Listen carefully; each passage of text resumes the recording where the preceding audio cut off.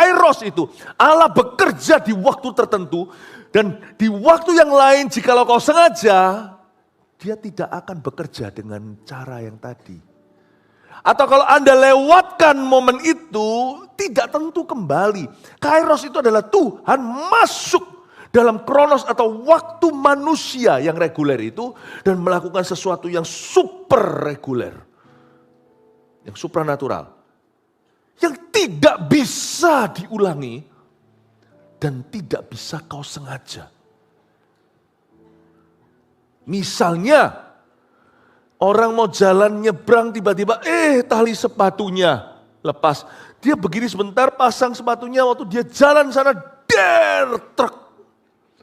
Udah lewat. Dan kalau dia tadi tidak tali sepatu, dia langsung maju, dia pasti sudah ditabrak sama truk itu. Ya kau yang layak terima pujian. Kaulah penuntun hidup kami yang paling jitu. Kami tidak ragu, masa depan kami jalani bersamamu, kami pasti berkemenangan. Kami percaya Tuhan Kau adalah Allah yang mempertemukan kami dengan orang-orang yang tepat. Dan jadikan kami orang-orang yang tepat yang Kau pertemukan dengan orang lain pula. Tuhan, kami berdoa untuk divine timing, the blessing of divine timings. Berkat ya Tuhan, yaitu waktu yang tepat. Kami ingin berjalan dalam kairos Allah. Kami ingin Tuhan Yesus dipertemukan ya Tuhan Yesus di tempat yang tepat oleh orang yang dengan orang yang tepat untuk tujuan yang tepat. Tidak sebaliknya di waktu yang salah ketemu orang yang salah. Tuhan, tuntunlah hidup kami. Kami butuh Tuhan Yesus. Setiap langkah kami jalan dengan Yesus. Sampaikan sabdamu, curahkan roh hikmah dan wahyu. Sembunyikan hamba-Mu di balik salib-Mu ketika hamba-Mu menyampaikan sabda Tuhan. Dalam nama Yesus, haleluya. Amin. Glory to God. Puji Tuhan. Bisakah Anda beri salam kanan kirinya, katakan welcome home. Silakan duduk. 5 kali saya khotbah memberikan Bible study. Masing-masing beda-beda, seperti biasanya. Ini menunya yang ada di depan Anda. Kebaktian pertama saya bicara banyak tentang the Lord's purpose, tujuan hidup kita dari Tuhan. Ya. Lalu juga Tuhan itu jagonya ciptakan kebetulan-kebetulan dalam hidup kita. Mujizat tanpa dibubuhi tanda tangan. Nanti saya jelaskan di kebaktian pertama. Yang kedua, kesempatan emas yang terlewatkan akibat keteledoran.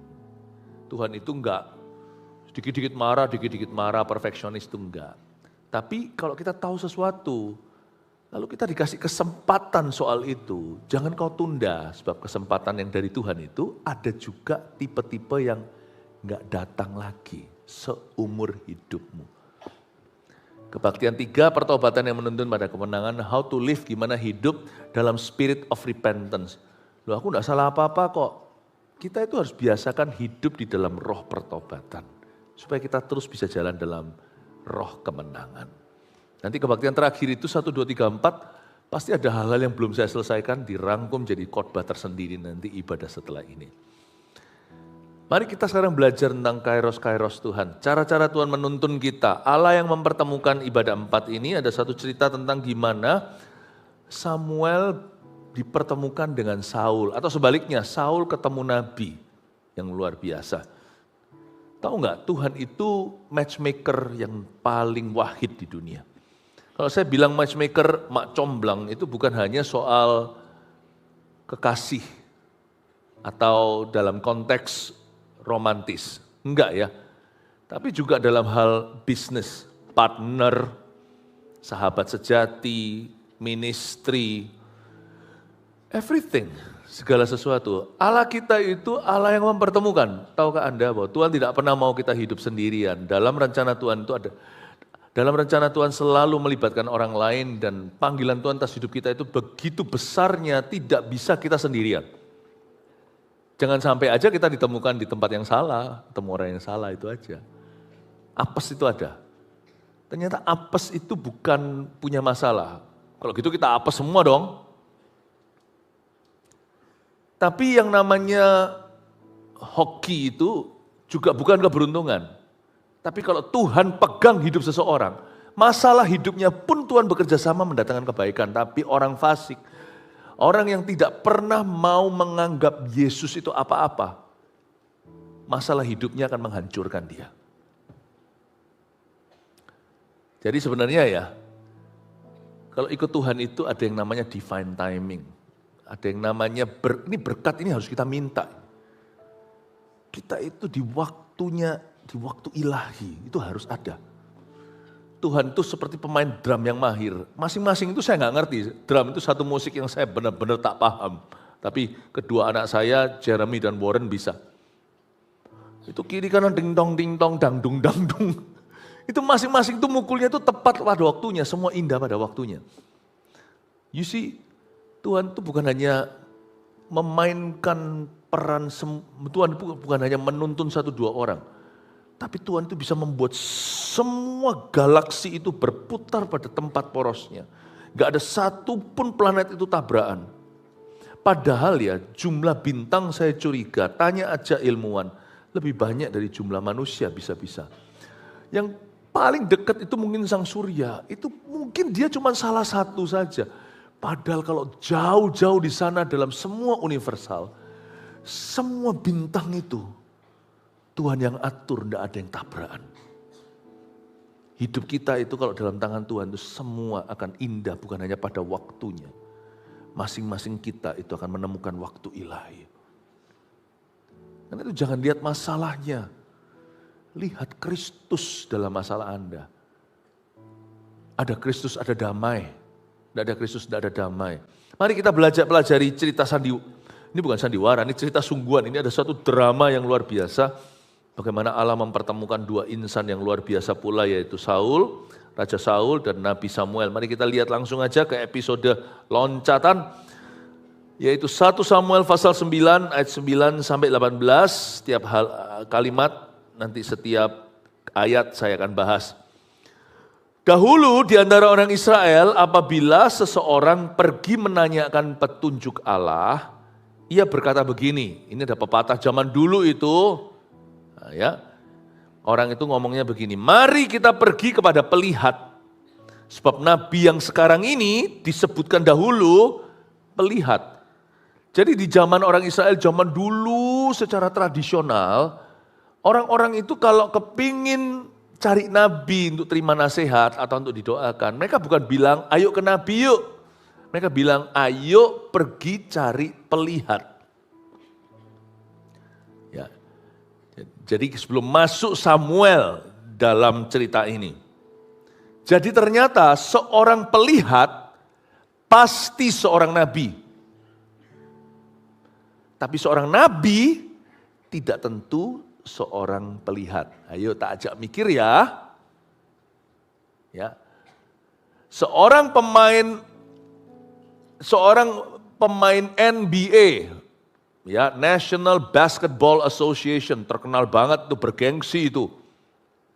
Michael Jordan, Shaquille O'Neal, Kobe Bryant, mungkin yang nggak ngerti basket ya.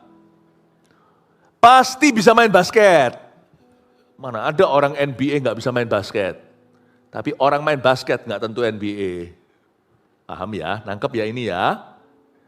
Seorang zaman dulu itu kan masih pakai mesin ketik itu. Zaman dulu, anak Gen Z nggak ngerti. Semua sekretaris pasti bisa ngetik, tapi bukan berarti semua orang yang ngetik itu sekretaris.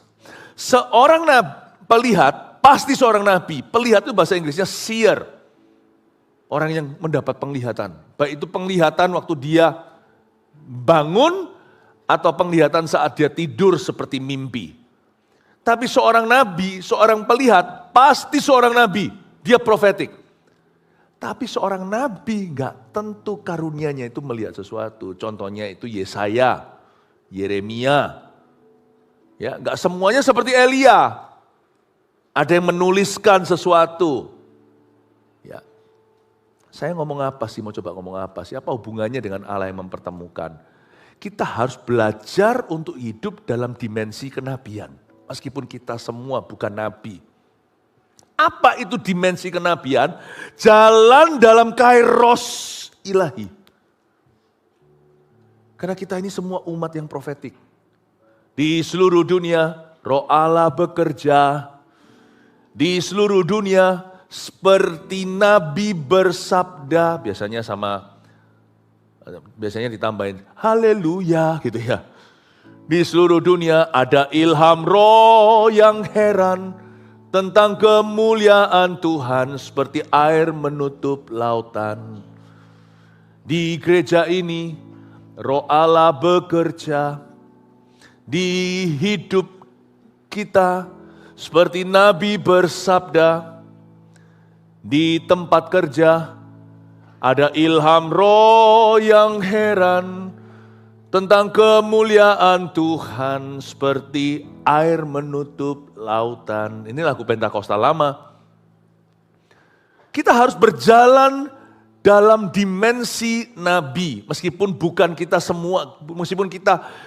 semua kita itu pelihat. Aku gak pernah sih mendapat penglihatan, gak apa-apa, jangan dipaksakan. Nanti malah justru bukan nubuatan tapi nubuat-buat. Tapi kita semua harus belajar berjalan dalam dimensi kenabian. Apa itu? Belajar hidup dalam tuntunan spesifik Roh Kudus. Baik disengaja atau bukan. Belajar berjalan dalam kairos. Kairos itu apa sih? Itu bahasa Yunaninya untuk waktu ilahi. Kalau kronos itu jam tangan kita aja kayak gitu. Tiktok, tiktok, tiktok, tiktok. Ini bukan sosmed ya. Jam 1, 60 menit kemudian jam 2, jam 3. Itu kronos, yaitu waktu yang berjalan teratur. Gak mempedulikan apa yang terjadi di dalamnya. Sana punya 24 jam, sini punya 24 jam. Tapi kairos itu, Allah bekerja di waktu tertentu. Dan di waktu yang lain jikalau kau sengaja, dia tidak akan bekerja dengan cara yang tadi. Atau kalau Anda lewatkan momen itu, tidak tentu kembali. Kairos itu adalah Tuhan masuk dalam kronos atau waktu manusia yang reguler itu dan melakukan sesuatu yang super reguler. Yang supranatural. Yang tidak bisa diulangi dan tidak bisa kau sengaja. Misalnya, orang mau jalan nyebrang tiba-tiba, tali sepatunya lepas. Dia begini sebentar pasang sepatunya waktu dia jalan sana, truk. Udah lewat. Dan kalau dia tadi tidak tali sepatu, dia langsung maju, dia pasti sudah ditabrak sama truk itu. Tik-tok kronosnya sama, tapi ada kairos menghentikan dia 3 detik saja. Sebelum maut menjemput. Itu perlindungan ilahi. Orang misalnya jalan ke satu tempat lalu habis itu dia datang ke pagian. Padahal janjiannya jam 7, dia jam 6:04 di situ. Dia salah lihat waktu. Ya sudah. Dia duduk di sana, malah justru ketemu bisnis partner yang nanti akan sama-sama jadi berkat besar satu dengan yang lainnya. Ada banyak hal itu yang gak bisa dijelaskan. Atau bahkan sesuatu yang disengaja, dia merasa gak bisa. Aku pokoknya harus pulang, ternyata benar. Disengaja, diatur meskipun harus buang tiket pesawat. Beli lagi, pulang ternyata sungguhan kan. Dia sangat dibutuhkan, andai kata dia pulang sesuai dengan tiket yang lama. Dia gak bisa ada di sana sewaktu dia paling diperlukan. Gak ada banyak hal yang gak bisa dijelaskan, itu tuntunan Tuhan. Ini yang disebut sebab Nabi yang sekarang ini disebutkan dahulu pelihat. Pahami bahwa kita semua harus berjalan dalam dimensi Nabi. Tuntunan Roh Kudus secara nyata. Kadang-kadang lewat masalah. Makanya orang kalau gak punya Roh Kudus itu kasihan. Karena dalam masalah dia harus hadapi sendiri. Tapi orang kalau punya Roh Kudus itu ada yang menuntunnya, ada kompas yang gak kelihatan. Seperti ada satu tangan yang tidak terlihat, tangan berlubang paku dari Kalvari itu yang akan mengarahkan hidupnya. Melalui apa yang bisa dia rencanakan atau sesuatu yang dia tidak duga. Setiap kita harus berjalan dalam dimensi nabi. Saya selalu berdoa, saya dan istri saya selalu berdoa begini, Lord bless us with divine timings. Dan hari ini saya menoleh, sampai hari ini pula kami selalu mengalami waktu ilahi. Bukan berarti selalu hoki, enggak. Selalu mengalami waktu ilahi. Detik di mana seseorang tidak berkenan kepada Allah, itu yang hilang, itu yang lenyap. Orang itu kadang-kadang nggak ngerti, dikiranya kalau Tuhan itu tidak bersama dengan dia itu lalu dia kehilangan materi. Bukan, kadang-kadang masih ada orang yang punya segala sesuatu, tapi sudah tidak ada penyertaan Allah dalam kehidupannya. Apes atau tidak apes itu tidak tergantung apa yang kau punya atau tidak punya. Apes dan tidak apes itu tergantung Allah beserta atau tidak beserta Anda. Dan di mana kalau Allah menyertai Anda akan berjalan dalam dimensi nabi. Sekalipun Anda sendiri bukan pelihat. Saya harap Anda mengerti bagaimana claim God's blessing. Kenapa kita itu berdoa, kenapa kita berdoa saat teduh pribadi sebelum kita pergi keluar dari rumah. Itu karena ada hal-hal tertentu yang really beyond your control. Kenapa tiap pagi kita berkata, peganglah tanganku Roh Kudus setiap hari, ku tak berani jalan sendiri. Karena tanpa rohmu, bawalah diriku kepada segala kebenaran agar ku tidak tersesat mengikuti jalanmu. Kenapa tiap hari kita tuh mendekat ke tahta Tuhan? Karena kita tahu, we cannot lead our own life. Kita tidak bisa menuntun dan memimpin hidup sendiri. We need God. We need God in our success. We need God in our problem. Kita butuh Tuhan dalam sukses kita. Kita butuh Tuhan dalam masalah. Lanjut ya, ceritain bagaimana mereka mengalami pertemuan yang dahsyat. Kemudian berkatalah Saul kepada bujangnya itu ayat 10. Pikiranmu itu baik. Mari kita pergi, maka pergilah mereka ke kota, ke tempat abdi Allah. You see, Saul itu ngomong sama bujangnya. Saul ini sebenarnya, dia ini bukan, waktu itu belum raja. Saul ini anak orang kaya. Ini anak orang kaya, ya, dari Benyamin, suku Benyamin. Papanya itu punya banyak, enggak tahu kerjaannya apa, mungkinkah peternakan, tapi dia punya banyak kuda, keledai. Jadi mungkinkah dia itu kerjaan semacam logistik gitu atau transportasi. Pokoknya dia anak orang berada nih Saul. Dan dia pergi sama salah satu stafnya yang jadi asistennya. Stafnya ngasih saran, kita cari nabi ya, saya kasih tahu dulu ya cerita sebelumnya. Beberapa keledai ayahnya itu hilang. Dan itu kalau hari ini, itu berarti beberapa truknya nyasar. Jadi akhirnya dikirimlah Crown Prince atau Pangeran Mahkota. Mahkota pangeran atau pangeran mahkota ya? Pangeran Mahkota. Dikirimlah beberapa Pangeran Mahkotanya untuk cari itu truknya yang hilang. Keledai-keledai ayahku itu enggak tahu kemana, kesasar. Akhirnya dia cari-carilah, ceritanya itu mulai dengan sebuah kebutuhan.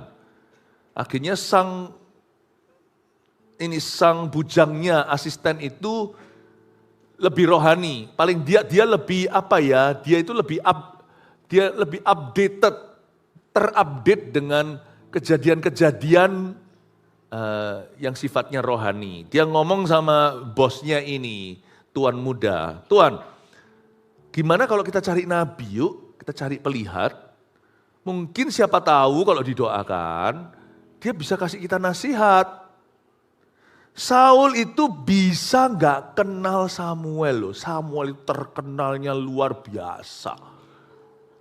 Samuel itu ayat Alkitab mengatakan, bahkan belum di zaman sosial media, seluruh Israel tahu bahwa seorang nabi besar ada di tengah mereka. Dari sejak dia kecil gak ada satupun kata-katanya yang gugur atau nubuatan. Tapi anehnya, pertama-tama ide itu tidak keluar dari Saul, keluar dari bujangnya.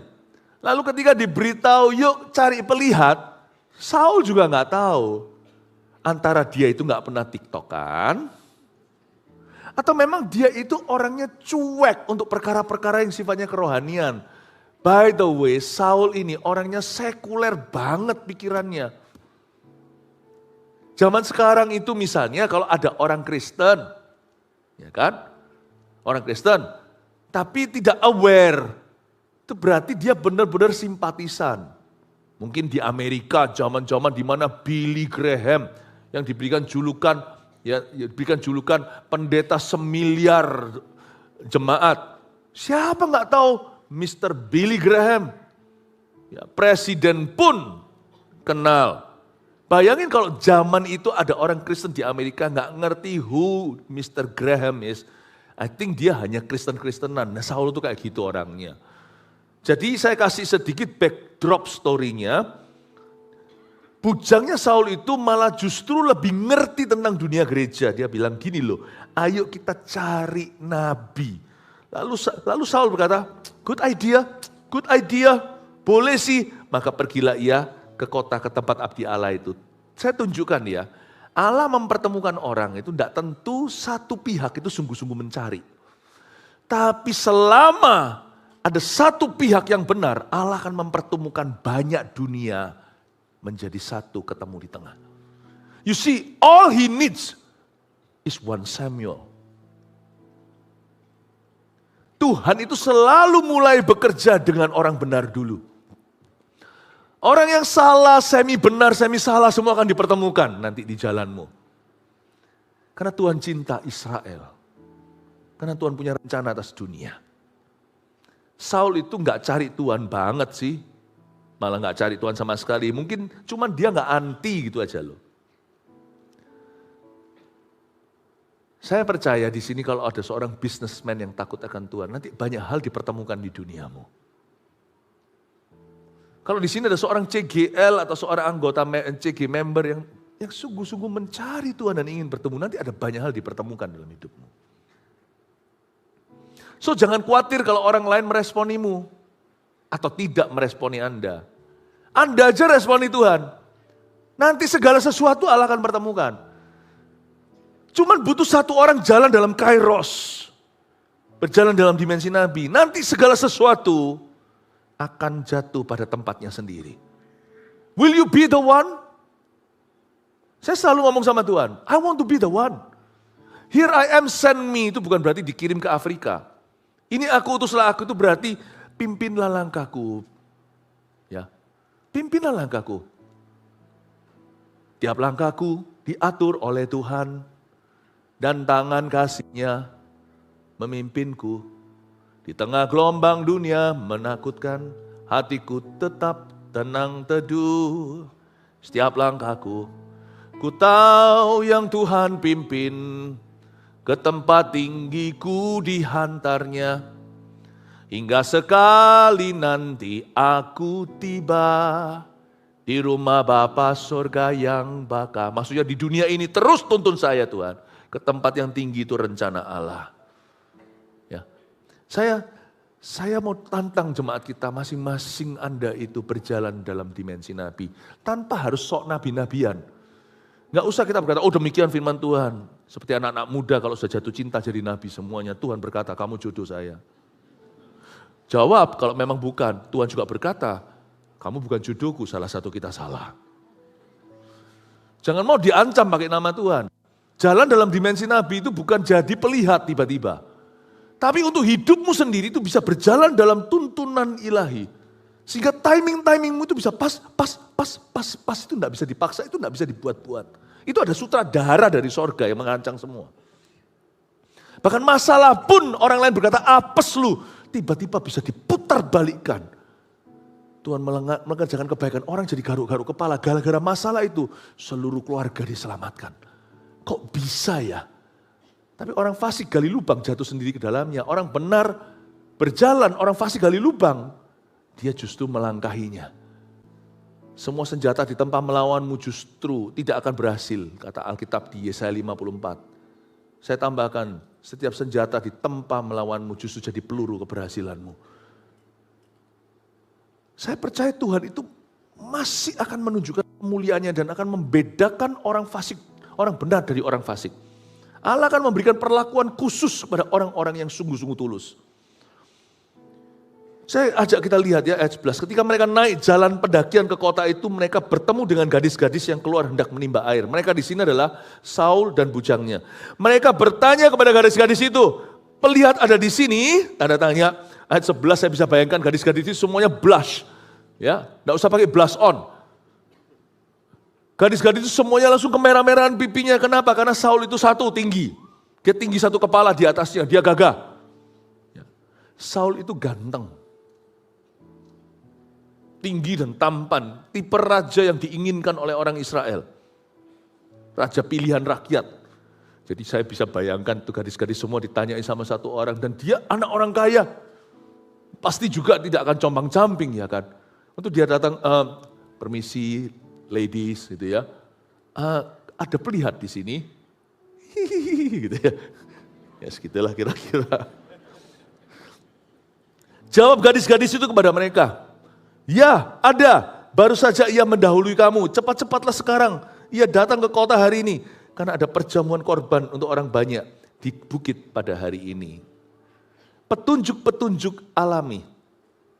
Itu pun juga itu menuntun. Coba lihat ya. Saya mau tunjukkan nanti dua koin yang berbeda. Dua sisi yang berbeda dari cerita yang sama. Lihat ya, Saul ya. Dia dituntun lewat bujangnya.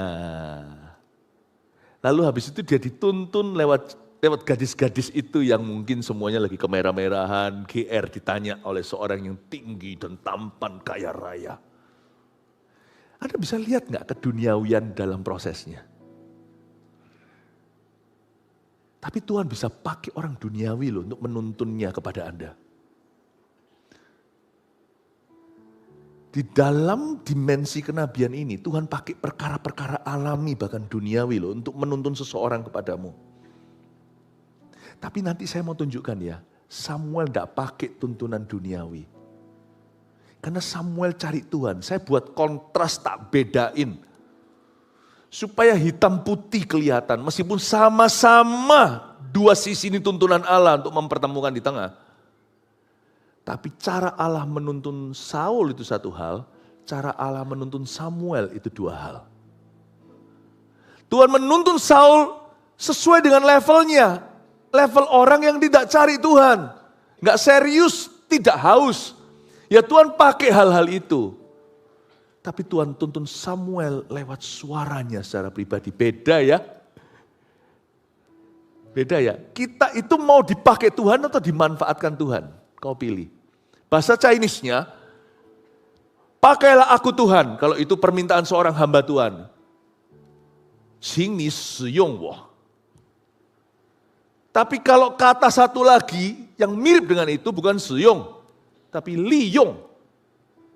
Jangan berkata liyong itu nggak bagus. Ini puyao liyong wo. Liyong itu memanfaatkan. Yang satu itu shiyong itu artinya dipakai. Liyong itu dimanfaatkan. Tuhan tidak pernah liyong woman. Tuhan tidak pernah memanfaatkan kita. Tuhan itu shiyong ta de puran. Tuhan itu memakai hamba-hambanya.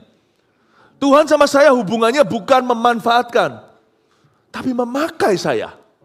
Tapi Tuhan memanfaatkan bahkan kefasikan orang fasik untuk menjatuhkan ke atas kepala mereka sendiri.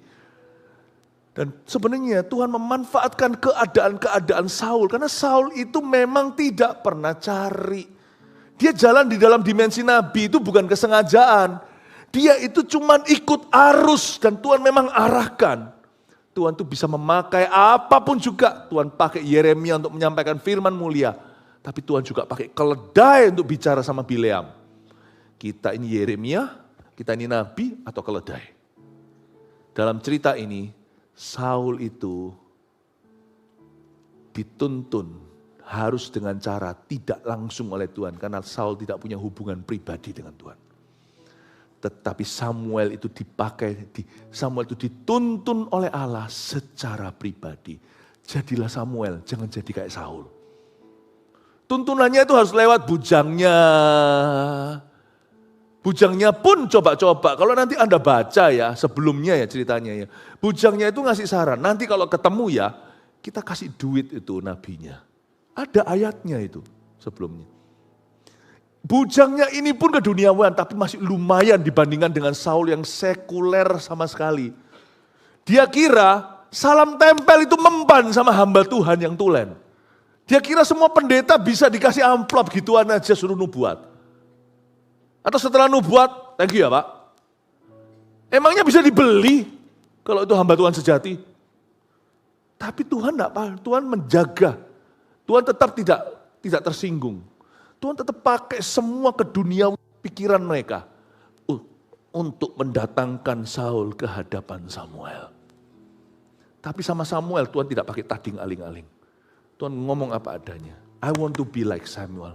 Berjalan dalam dimensi Nabi. Aku mau dituntun oleh Tuhan sendiri. Saya tidak puas kalau dituntun sama malaikat Tuhan. Seperti dikatakan oleh Musa. Musa diberitahu sama Tuhan di padang gurun. Aku tidak akan pergi sama bangsa ini. Bangsa ini tegar tengkuk. Aku akan utus malaikatku. Perjanjianku akan kugenapi. Sebab aku tidak pernah ingkar janji. Tapi waktu itu Musa berkata di Keluaran 33. Kalau engkau tidak suruh kami pergi. Janganlah perintahkan kami pergi dari sini kemanapun juga. Apa bedanya kami dengan umat yang lainnya di dunia? Kalau engkau tidak jalan sendiri. Lalu Musa memberanikan diri. Show me your glory, tunjukkan kemuliaan. Baru setelah itu Tuhan melewati dia dan menyebut karakternya Tuhan, Tuhan panjang sabar, penuh belas kasihan. Musa berkata, I don't want your blessing, I want you. Aku tidak mau berkatmu, aku mau Tuhan. Aku tidak mau Tuhan kirim malaikat melalui perantara. Aku mau punya hubungan pribadi dengan engkau. Engkau sendiri yang tuntun aku, engkau sendiri yang berbicara kepada aku. Engkau sendiri yang mewahyukan dirimu kepada aku. Engkau sendiri yang akan menyatakan kehendakmu.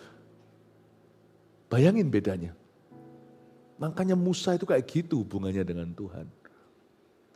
Berjalan dalam dimensi kenabian, Anda berada di sisi siapa? Di sisi Samuel yang mengerti kehendak Tuhannya. Atau dari Saul yang dungu seperti hewan dituntun dalam kehendak Tuhan tanpa dia ngerti itu Tuhan.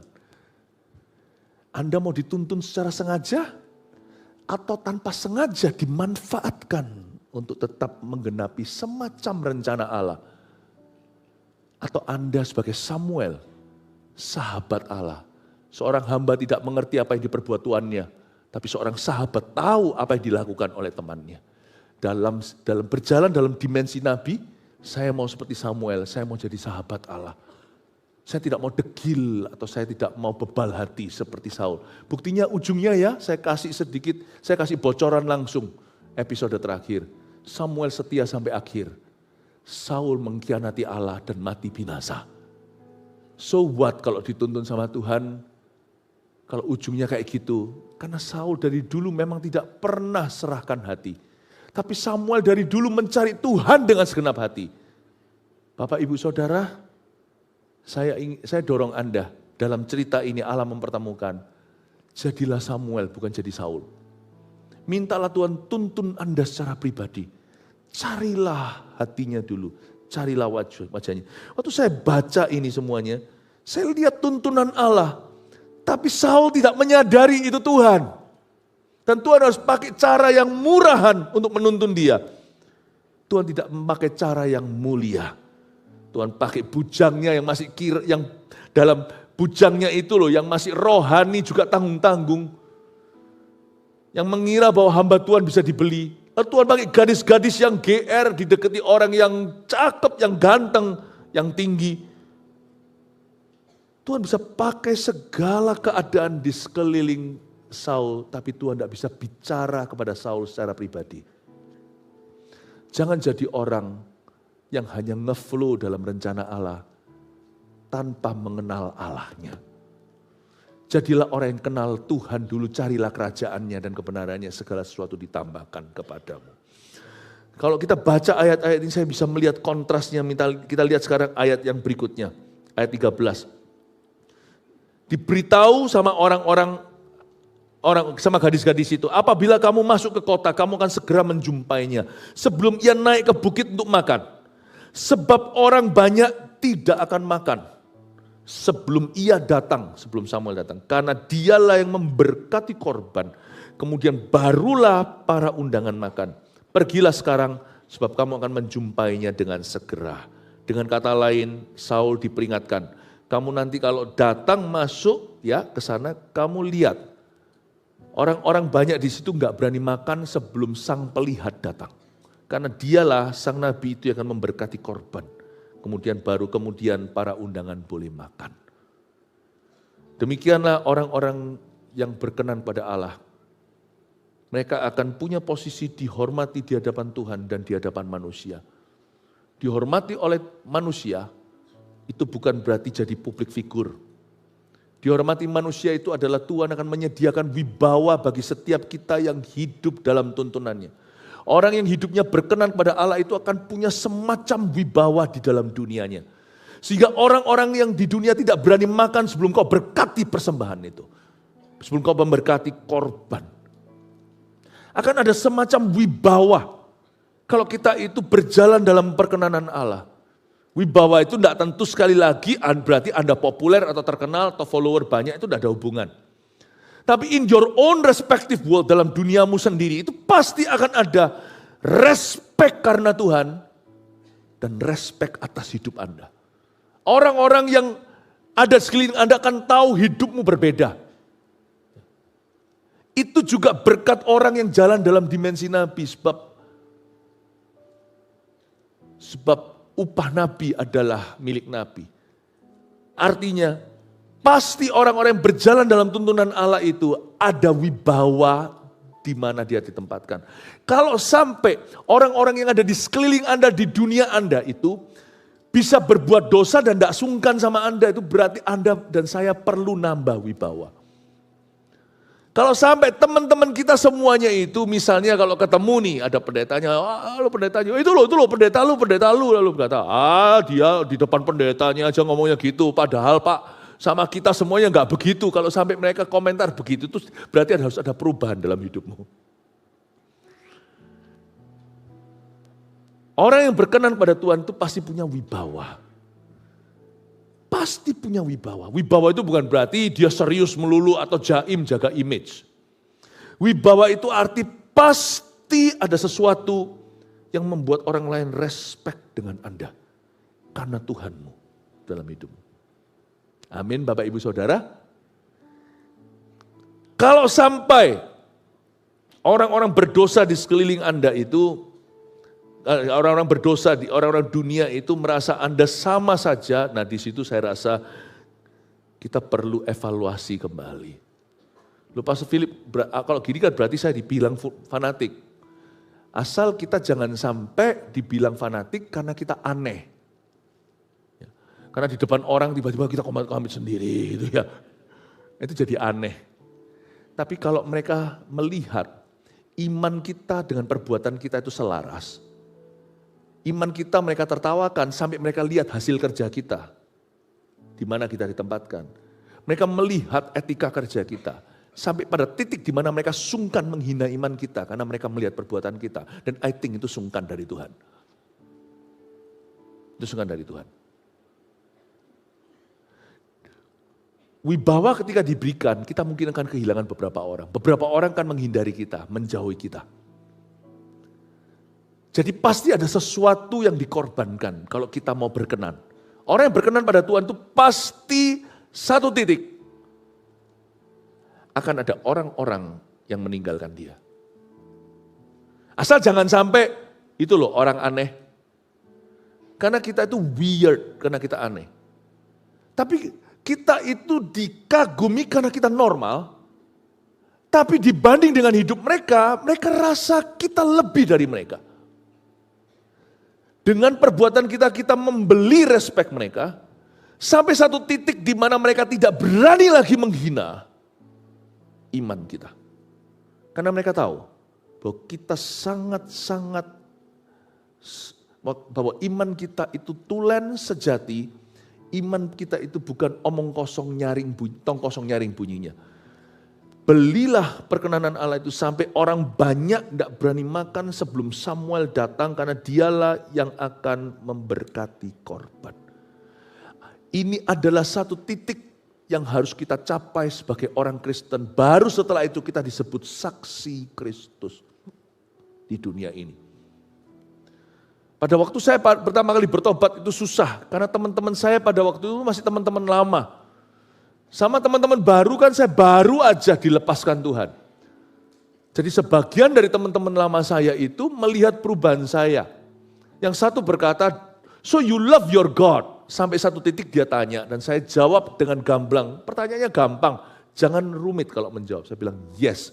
Dan akhirnya sejak hari itu dia tidak mau berteman dengan saya. Satu lagi juga sama.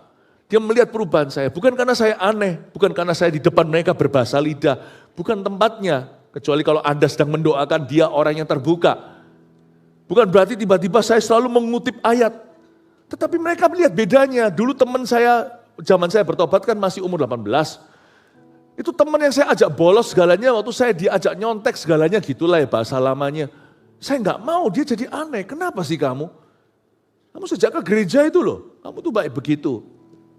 Orang menghindari saya bukan karena saya aneh. Menghindari saya karena saya sekarang punya prinsip, punya pendirian. Di dalam dunia kerja juga sama. Kalau sampai Anda dihindari karena pendirian Anda akan Tuhan, janganlah Anda merasa bersalah. Kalau harus kehilangan beberapa orang, silakan. Sehingga lama-lama saya sendiri dikasih gelar pendeta. Saya masih ingat kok dulu, itu loh pendeta ini loh, pendeta. Hilang sebagian, tapi sebagian dari orang-orang itu ketika suatu hari bermasalah, yang mereka cari adalah pendeta. Paham maksud saya? Mereka sekarang mungkin mentertawakan Anda, itu loh pendeta, ini loh pendeta. Tapi nanti kalau mereka dalam masalah yang dicari, ya pendeta terdekat ya Anda. So it's okay. Wibawa itu comes at a price.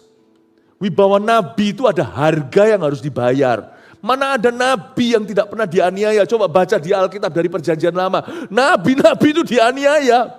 Digergaji, dibunuh, dilempar dalam api. Kalau kita belum sampai mati, tetap harus setia. Tuhan itu memberi kepada kita semuanya ini suatu wibawa nabi di tempat kerja kita. Tanpa harus jadi pelihat. Tanpa harus jadi aneh, tanpa harus sambil jalan lihat, aku melihat sesuatu. Orang gitu tuh ngeri loh, aku lihat setan di belakangmu, Yang normal aja. Perlombaan kita itu iman, bukan yang aneh-aneh gitu. Tunjukkan lewat buah-buah kebenaranmu, tunjukkan lewat buah-buah pertobatanmu, tunjukkan lewat buah-buah pekerjaanmu, tunjukkan lewat tutur katamu, tunjukkan lewat prinsipmu, tunjukkan lewat kasihmu, tunjukkan lewat excellence-mu. Tapi wibawa nabi itu selalu undang aniaya. So don't worry kalau Anda dianiaya karena kebenaran. Don't worry kalau Anda dikasih gelar yang aneh-aneh pendeta atau apa. Atau fanatik dan segalanya. Cepat lambat nanti satu persatu mereka akan jadi pasienmu. Amin Bapak Ibu Saudara. Mungkin di dalam gereja sini Anda tidak dipanggil sebagai pendeta. Karena ada pendetanya. Tapi mungkin di dunia Anda mungkin akan dijuluki itu. So don't worry kalau dijuluki demikian. Siapa di sini? Saya cuma curious saja, penasaran, yang pernah dijuluki pendeta di tempat kerjanya atau di sekolahnya. Ada? Oh iya pernah juga ya, pendeta. Kenapa? Karena kalau jalan sambil merem-merem gitu, doa. Bukan, atau karena pekerjaannya. Karena Anda punya pendirian. Karena mereka tahu Anda selalu, kamu ke gereja berapa kali? Ke gereja ngapain? 1 minggu 2 kali itu ngapain aja lu? Gitu ya. Lalu habis itu semua mata memandangmu kan. Lihat pekerjaan Anda gimana. Dan lama-lama mereka respect. Iya dia, memang sih aku gak percaya. Tapi aku lihat dia gini aku kagum sih. Lama-lama dia ngagumi Tuhanmu. Tapi dia malu, dia terlalu gengsi untuk mengakui. Jadi yang dilampiaskan adalah ke dirimu. Pendeta. Tapi sebenarnya malu-malu tapi mau orang itu. Sebenarnya dia rindu tapi dia masih gengsi untuk mengakui. Tunggu aja tanggal mainnya. Nanti kalau dia kelepak-kelepak angkatlah bawa dia ke CG. Katakan wibawa nabi. Letakkan tangan di dada, katakan, aku mau punya wibawa itu. Bayar harga ya. Setiap kita harus punya itu. Ya.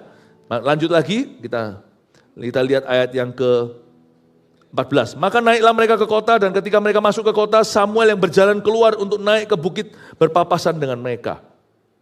Waktu mereka masuk ke kota, Samuel sama Saul itu berpapasan. Samuel berjalan keluar untuk naik ke bukit, berpapasan dengan mereka. Tapi Tuhan telah menyatakan kepada Samuel, ayat 15, sehari sebelum kedatangan Saul. Demikian, saya suka Samuel. Kalau Saul tuntunannya lewat bujangnya yang masih duniawi, lewat gadis-gadis, Yang tadi, kalau Samuel dituntun langsung sama Tuhan. I like this. Tapi Tuhan telah menyatakan kepada Samuel sehari sebelum ketemu Saul. Apa katanya? Ayat 16, besok kira-kira waktu ini aku akan menyuruh kepadamu seorang laki-laki dari tanah Benyamin. Engkau akan mengurapi dia menjadi raja atas umatku Israel dan ia akan menyelamatkan umatku dari tangan orang Filistin. Sebab aku telah memperhatikan sengsara umatku itu karena teriakannya telah sampai kepadaku. Perhatikan kata Tuhan. Tuhan yang maha kuasa tahu sampai detik 1001 detik. Tapi Tuhan itu bisa bicara bahasa manusia. Karena manusia itu tidak menentu, dia berkata besok kira-kira waktu ini. Di dalam nubuatan selalu ada fleksibilitas. Karena manusia itu berjalan dalam ketidakpastian. Tuhan itu tidak pernah paksakan kehendaknya. Tuhan itu bekerja sama dengan manusia. Tuhan juga memberikan ruang. Kenapa kira-kira? Siapa tahu di tengah jalan Samuel perlu pergi ke WC dulu. Tuhan kasih kita itu kelonggaran waktu. Besok kira-kira waktu ini. Tuhan itu tidak memaksakan kehendaknya. Tuntunan Allah itu selalu melibatkan personality kita, kepribadian kita. Besok kira-kira waktu ini kamu akan ketemu dengan Saul. Dengan seorang dari Benyamin. Ya, dia tidak beritahu langsung namanya Saul. Kamu akan ketemu dari seorang laki-laki dari tanah Benyamin. Itu sendiri sih quite unusual. Tidak lumrah. Karena orang Benyamin biasanya tidak nyasar ke sana, tidak ada hubungan bisnis. Di mana Samuel berada naik hendak mempersembahkan korban, orang Benyamin tidak ke situ. Orang Benyamin terkenal sebagai suku terkecil. Mereka itu eksklusif. Itu tipe orang-orang yang sukanya itu cuma bisnis di daerah itu. Yang kaya ya kaya di situ, yang miskin ya miskin di situ. Tidak terjadi interaksi. Itu sendiri kalimat dari Tuhan aja seharusnya membuat Samuel berkata, apa mungkin ya? Saya dari nubuatan yang Tuhan beritahukan pada Samuel, tuntunan ini saya belajar sesuatu. You see, Tuhan itu kalau bekerja bisa out of your box. Dia itu bisa keluar kerja luar dari lumrahnya. Tuhan itu bisa bekerja di luar tradisi keluarga Anda atau apa yang sudah Anda tahu atau kenal. Kalau Tuhan mau bekerja itu jangan berkata nggak mungkin dulu, jangan dimentahkan di depan. Tak lama yang lalu saya barusan mendoakan orang. Lalu saya berkata ayo ajak orang itu ke gereja, susah. Lalu saya langsung tegur, lah buat apa kita berdoa? Lalu dia sadar, iya ya. Kalau semalam-malaman kita tangkap ikan, padahal semua yang tangkap ikan itu nelayan kakap semua, nelayan yang pengalaman. Nggak dapat, tapi karena kali ini Yesus berkata, tebarkan sebelah kanan, muncul ikan 153, besar-besar semua. Jangan berkata nggak mungkin kalau orang Benyamin itu bisa mampir ke sini. Tuhan itu punya cara. Dan sebelum Tuhan bicara sama Samuel, jauh hari sebelumnya Tuhan izinkan keluarga orang Benyamin ini kehilangan truk-truknya, keledai-keledainya. When God speaks to you today, mungkin Tuhan sudah merancangkan sesuatu 7 bulan lalu di sisi situ. Kalau Tuhan berfirman kepada Anda hari ini, jangan kira firman itu baru tercipta hari ini. Mungkin 3 bulan lalu sudah ada satu kejadian yang tidak kau tahu. Dan Tuhan melihat itu, ada pembicaraan dan perbincangan yang tidak kau dengar. Anda hanya mendengar hari ini sebuah firman atau rema. Tapi 3 bulan lalu God heard some conversations you don't. Tuhan mendengar pembicaraan tertentu di balik layar yang tidak kau dengarkan. Tuhan melihat perkara-perkara yang tidak kau lihat. Makanya itu yang paling baik adalah taat. Kalau Tuhan berkata hari ini seperti Maria kita jawab ya Tuhan dan amin. Singkat, padat. Dan janganlah kita tele-tele dengan Tuhan, jangan buang waktu. When God speaks to you, believe. Percaya dengan segenap hati. Hari itu Samuel menerima wahyu. Kamu akan ketemu dengan seorang dari Benyamin. Dia akan mampir ke sini besok kira-kira waktu ini. Itu sudah terjadinya minggu-minggu yang lalu. Keledainya hilang. berhari-hari lalu minimal. Dan itu keluarga udah pusing 7 keliling, truknya semuanya di mana, belum ada yang namanya, belum ada trackernya saat itu. Aduh ini keledai kan bukan truk. Keledai ini kan adalah hewan yang bisa aja pergi gitu aja kan, dia gak berakal budi. Aduh kemana semua, satu keledai itu harganya berapa, itu alat transportasi atau alat bisnis. Yang satu belum dicicil, belum lunas lagi. Ternyata jauh hari sebelum Tuhan bicara kepada Samuel, Tuhan sudah izinkan ada suatu kejadian di keluarga, di sebuah bisnis. When God speaks to you, you don't know the background story, you don't know everything. Dan Tuhan tidak harus menjelaskan segala sesuatu. Just believe when He speaks to you. Ayo jadi CGL misalnya. Itu sudah ada ceritanya berapa bulan yang lalu. Tuhan taruh sesuatu di hati leadermu. Kita tidak pernah tahu. Dan Tuhan itu kalau bicara sama Samuel itu dia murah hati. Muel, besok kira-kira waktu ini. Tuhan kasih kesempatan para gadis itu untuk menceritakan. Kan kita tidak tahu mereka secerewet apa nanti waktu ngomong. Bisa aja dia di sebelah situ loh. Nanti kamu ke sana ya, nanti lihat kalau ada orang mau makan, tidak berani makan, berdiri semua nunggu Nabi. Ya udah orang itu lagi ditunggu, kamu tunggu aja di sana. Itu akan muncul nanti si Nabi itu, si pelihat itu. Bisa sesingkat itu, tapi kalau mereka tukar-tukaran nomor, kan ekstra 5 menit. Makanya Tuhan berkata besok kira-kira waktu ini. God is so good ya. Tuhan itu tidak merancang seluruh dunia untuk dijadikan itu sendirian. Allah Bapa Putra Roh Kudus. Tapi ketika kejadian-kejadian di dunia ini, Tuhan melibatkan interaksi kita. Besok kira-kira waktu ini. Please kalau Tuhan berbicara, jangan kau tunda. Karena kita bisa menundanya sedikit. Kita juga bisa menepati waktunya. Karena itu dari kata kira-kira ini menakutkan buat saya. That means I can delay God's plan in my own life. Kalau saya seperti gadis-gadis itu, yang sedang dimanfaatkan Tuhan bukan hanya memberitahu di mana Nabi itu kalau tukar-tukaran nomor. Saya juga bisa menjadi orang-orang yang memperlamban rencana Allah. Kata kira-kira ini tanggung jawab buat saya. Saya tidak bisa membuat rencana Tuhan lebih early. Tapi paling tidak saya bisa membuat rencana Tuhan tepat waktu di hidupku.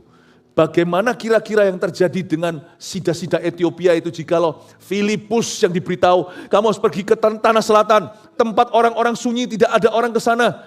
Kamu ke situ, Roh Kudus bawa dia ke sana, untung dia tidak bantah.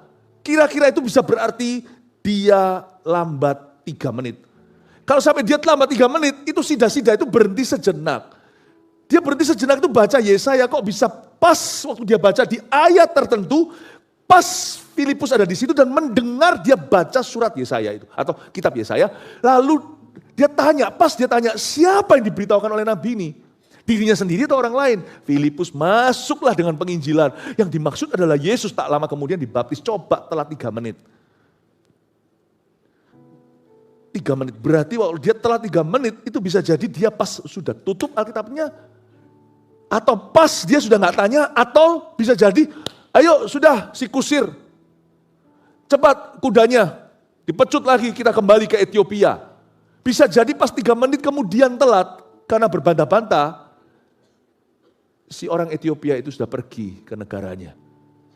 You see, kata kira-kira itu berarti kunci di tangan Anda. Kalau Tuhan mau main Tuhan saja, tidak ada kira-kira. Besok jam segini, detik ke sini, kamu ketemu sama Saul, orang Benyamin itu. Tahukah kunci kerajaan sorga bukan di tangan Tuhan? Untuk hidup kita, di tangan kita. Kata kira-kira ini very powerful and scary at the same time. Makanya tiap hari saya berkata, Lord give me divine timing. I have to be right there, niche. Benar-benar on the dot. Dalam kehidupan saya. Kalau sampai saya lamban-lamban, jangan sampai lebih dari 3 detik ya Tuhan. Menit pun tidak boleh. Saya berdoa Tuhan Yesus, kira-kira itu, besok kira-kira waktu ini aku akan menyuruh kepadamu seorang laki-laki dari tanah Benyamin. Tuhan tidak pernah ambigu, Tuhan tidak pernah abu-abu. Kalau ini it doesn't sound like God. Ayat 16 ini, besok kira-kira, it doesn't sound like Him, Dia itu maha daulat. Saya baca ini, Tuhan memberikan satu ruang waktu untuk kegagalan manusia. Tapi please jangan lama-lama. Amin Bapak Ibu Saudara. Mari kita berdoa dalam nama Yesus. Tidak perlu dibawa stres. Waduh kalau gitu aku harus perfeksionis. Enggak. Simple ikut Tuhan itu. Kalau Tuhan memanggil namamu, jawab iya. Kalau Tuhan suruh Anda mengampuni, jangan berkata tapi, langsung ampuni aja. Perasaannya gimana biar nyusul, nanti Tuhan memberi ketabahan. Kalau Tuhan suruh kita taat, taati. Ya. Apapun yang Tuhan suruh taat, kalau itu melibatkan keputusan besar di hidupmu, enggak mungkin Tuhan suruh taat itu saatnya sekarang juga. Kalau Tuhan suruh Anda taat, pasti Tuhan sudah bicara sebelum-sebelumnya. Sampai satu titik Tuhan itu mempersiapkan hati, tanah hati Anda. Waktu Tuhan berfirman sebagai perintah, Anda sudah siap. Nah pada waktu Tuhan sudah mempersiapkan groundwork-nya, udah melembutkan hati Anda, sudah kasih Anda ancang-ancang. Waktu tiba Tuhan kasih firman, go! Dan jangan mikir 2 kali. Saya tidak berkata bahwa orang Kristen harus impulsif di dalam membuat keputusan. Tidak mempertimbangkan dulu. Sedangkan di luar sana kalau ada orang menawarkan produk, dia berkata, kalau Bapak tidak ambil sekarang diskonnya hilang. Beritahu bye-bye diskon, aku bahkan tidak beli. Jangan mau ditodong. Tapi kalau Tuhan bicara itu, Tuhan itu super tanggung jawab. Pasti Tuhan sudah kasih heads up sebelum-sebelumnya, ancang-ancang sampai satu titik. Tapi detik di mana dia tekan tombolnya, anakku inilah waktunya. Dan jangan berkata tapi, karena Tuhan sudah ancang-ancang tadi. Langsung berkata, siap. Karena kalau Anda lewat, kira-kiramu itu bisa 3 tahun kemudian telat. Amin Bapak Ibu Saudara. Terlalu banyak produk kadaluarsa dalam tuntunan Allah. Itu bukan salah Allah, tapi salah orang yang kira-kira. Kata kira-kira ini powerful. Berjalan dalam dimensi Nabi harus membuat kita itu benar-benar on the dot kalau ikuti Tuhan. Saya harap apa yang saya ajarkan ini bukan 101 atau bukan sesuatu yang basic. Tapi jemaat kita sudah semakin dewasa, harusnya siap untuk perkara seperti ini. Saya tantang Anda untuk profesional dalam tuntunan Allah. Ya, profesional dalam tuntunan Allah. Karena dalam Tuhan itu seperti pemain drum. Ketukannya tidak tentu 1/4, 1 nggak tahu. Drum itu apa ya? 7/8 atau berberapa. Tuhan itu kalau Anda tidak ikuti dari dekat, Anda akan luput, sekali luput akan berapa tahun lewat, tidak tentu kembali lagi. Karena itu dalam tuntunan spesifik dalam hidupmu, janganlah anggap remeh tuntunannya. Amin Bapak Ibu. Lalu kita lihat ketika Samuel melihat Saul, maka berfirmanlah Tuhan kepadanya, ayat 17. Maka berfirmanlah Tuhan kepadanya, inilah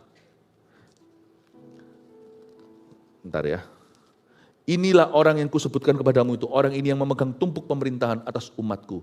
Dalam pada Saul datang mendekati Samuel di tengah pintu gerbang dan berkata, maaf, di mana rumah pelihat itu? Saya selesai sampai ayat 18. Isa pas lucu sekali.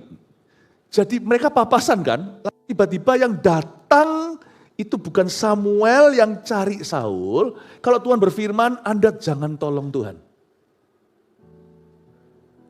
Firman Tuhan itu sanggup menggenapi dirinya sendiri. Firman Tuhan itu bisa self-fulfilling. Jadi nanti itu kejadiannya gini. Saul itu bisa datang. Dia cari nabi pelihat itu bisa tanya sama Samuel. Mana itu Samuel? Lucu ya. Dia datang ke Samuel dan berkata, maaf. Di mana rumah pelihat itu? Nanti ayat 19. Saya tidak bahas ayat 19. Samuel langsung mungkin dalam hatinya tertawa. Jawab Samuel pada Saul. Akulah pelihat itu. Tuhan itu bagus ya. Tuhan itu lebih daripada apa itu yang bagian delivery itu loh. Saya tidak mau sebut nama. Tuhan itu kalau menggenapi janjinya itu sampai door to door. Tuhan bilang besok kira-kira waktu ini kamu akan ketemu seorang dari suku Benyamin. Tuhan tidak sebut itu Saul. Tuhan belum beritahu siapa. Tapi waktu papasan ketika Samuel lihat Saul, coba lihat dimensi ini. Waktu Samuel lihat Saul, lewat kan? Samuel lihat Saul. Pasti itu juga secara natural, alami. Daya tarik itu. Ya, karena pada waktu semua orang lihat Saul itu pasti semua noleh. Cewek noleh karena wih gitu ya. Yang cowok noleh, wah gak tertarik. Bukan ketertarikan terhadap sesama jenis. Tapi tertarik, wow, karena lihat orang tinggi, satu leher lebih tinggi daripada satu kepala lebih tinggi. Waktu Samuel lihat Saul begini, Tuhan ngomong sama dia, maka berfirmanlah kepadanya, ini loh orangnya. You see, firman Tuhan tempo hari itu akan selalu ditimpali dengan firman Tuhan hari ini. Samuel kemarin diberitahu, besok kira-kira waktu ini, kamu akan ketemu seorang dari suku Benyamin. Besok, dia nggak tahu yang mana. Suku Benyamin sama suku, kan kalau bicara mungkin baru kelihatan. Apakah Anda bisa membedakan orang dari Surabaya sama orang dari Malang? Nggak bisa bedain. Nggak bisa bedain. Dan waktu dia lewat itu, Samuel melihat Saul, datang firman kedua. Inilah. So don't worry kalau firman hari ini belum sempurna. Tidak memberimu gambar seluruhnya. Taati dulu, berada di situ sesuai kehendak Allah. Nanti firman yang kau dapat tempo hari pasti ditimpali dengan firman baru esok hari. Yang akan meneguhkan firman yang pertama. Cara Tuhan berfirman itu kadang-kadang instalasi karena manusia itu tidak maha tahu. Dan ketika bahkan firman kedua diberitahukan waktu Samuel perhatiannya terambil oleh Saul. Siapa orang ini kok tinggi sekali? Tuhan berkata, inilah dia. Setelah itu pun Samuel tidak berbuat sesuatu. Saul yang datang ke dia, permisi bapak tua, iya. Katanya di sini ada pelihat, nanti di sini ada nabi. Siapa ya itu ya? Bolehkah saya tahu? Saya tadi diberitahu sama gadis-gadis itu. Nanti ada nabi yang datang sini untuk makan. Yang mana ya Pak? Boleh saya tahu? Samuel berkata, sayalah pelihat itu. You don't have to help God. What he says will come to your door. Apa yang dia katakan akan datang kepadamu. Tugas kita hanyalah berada di divine timingnya. Berada di divine placement. Berada di waktu ilahi. Di tempat yang Tuhan tentukan. Nanti Tuhan akan mempertemukan kita dengan orang yang tepat. Manusia tidak usah berusaha dari ujung ke ujung.